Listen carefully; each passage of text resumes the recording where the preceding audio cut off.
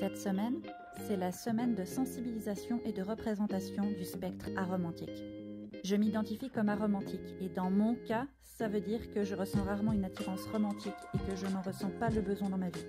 Cependant, même si je ne souhaite pas de relation romantique et que je ne m'y projette pas, je suis quelqu'un qui apprécie les scènes romantiques et gnangnan. Comme beaucoup, j'ai appris à comprendre les conventions sociales et à repérer les signes de romantisme dans la vie en regardant des films et des séries. Quand j'étais jeune, j'appréciais voir les rapprochements des personnages et chercher les indices stéréotypés d'un potentiel intérêt amoureux.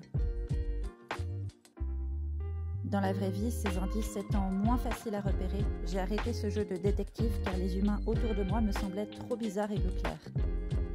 J'ai aussi grandi avec l'idée que des mouvements de joie physiques et stéréotypés me faisaient paraître bizarres et que c'était inapproprié.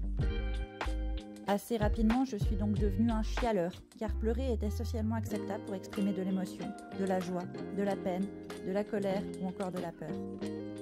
Depuis quelques années, en cherchant à accommoder certains de mes handicaps, je me suis renseignée sur l'autisme et ai appris à stimer.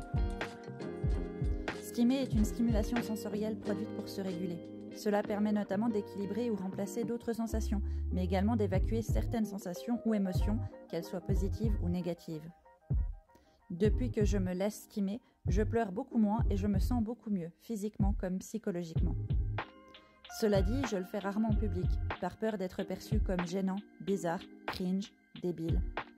Évidemment, il y a beaucoup de validisme intériorisé dans ces craintes, mais elles viennent de commentaires déjà entendus et de l'envie d'être accepté par les autres.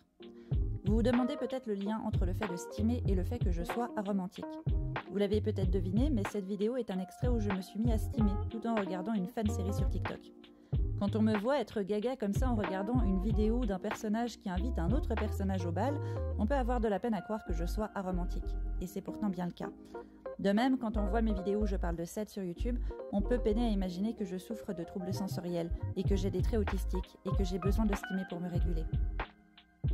La haine et le rejet de la différence ont fait que, pendant longtemps, je ne me sentais pas à l'aise de m'exprimer ainsi, même s'il s'agit de la manière qui me fait me sentir. Alors en 2024, arrêtons de juger le ressenti des gens, de se moquer d'eux, de laisser des commentaires rabaissants ou insultants, et laissons-les être eux-mêmes.